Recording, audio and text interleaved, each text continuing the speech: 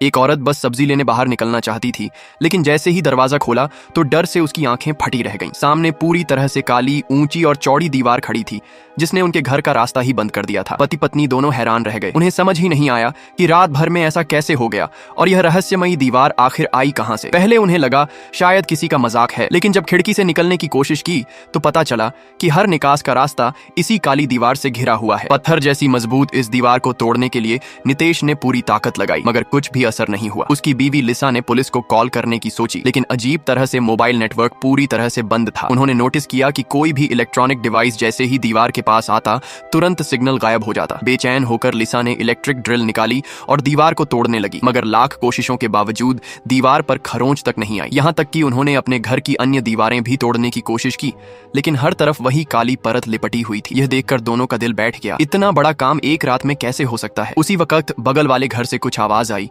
जिससे उनकी उम्मीद जागी। ड्रिल से छेद करते हुए वे पड़ोसी के घर से जुड़ गए और वहां फंसे पति पत्नी से मिले, लेकिन पता चला कि वो भी उसी काली दीवार से कैद हो चुके हैं और हालात और खराब हो गए, क्योंकि पानी की सप्लाई भी कट चुकी थी। यानी अगर बाहर निकलने का रास्ता न मिला तो सबकी मौत तय थी। गुस्से में नितेश ने मोबाइल दीवार पर फेंक मारा और चौंकाने वाला राज सामने आया। टूटा हुआ मोबाइल का मेटल हिस्सा दीवार से चिपक गया। उन्हें समझ आया कि दीवार में किसी तरह की चुंबकीय शक्ति है। नितेश ने कई लोहे की चीजें वहां चिपकाकर टेस्ट किया और पाया कि कुछ खास जगहों पर मैग्नेटिक पावर बहुत तेज है। शायद इन्हीं बिंदुओं पर कोई रहस्य छिपा था। लेकिन तभी दीवार पर लगे सारे लोहे अपने आप हिलने लगे और नितेश घायल हो गया। पत्नी ने उसका इलाज किया और फिर दोनों ने मिलकर पड़ोसी की ओर जाने वाला छेद बड़ा किया, ताकि मिलकर कोई हल निकाला जा सके। लेकिन पड़ोसी भी दीवार को तोड़ने में नाकाम रहे, यहाँ तक कि बड़े लोहे के हथौड़े से भी एक खरोंच नहीं आई। ऐसे में लिसा, जो आर्किटेक्ट थी, उसे एक पुरानी बात याद आई। यह बिल्डिंग 1897 में बनी थी और द्वितीय विश्व युद्ध के दौरान यहाँ एक अंडरग्राउंड बंकर बनाया गया था, जो मेट्रो सिस्टम से जुड़ा हुआ था। उसने सुझाव दिया कि अगर नीचे की ओर खुदाई की जाए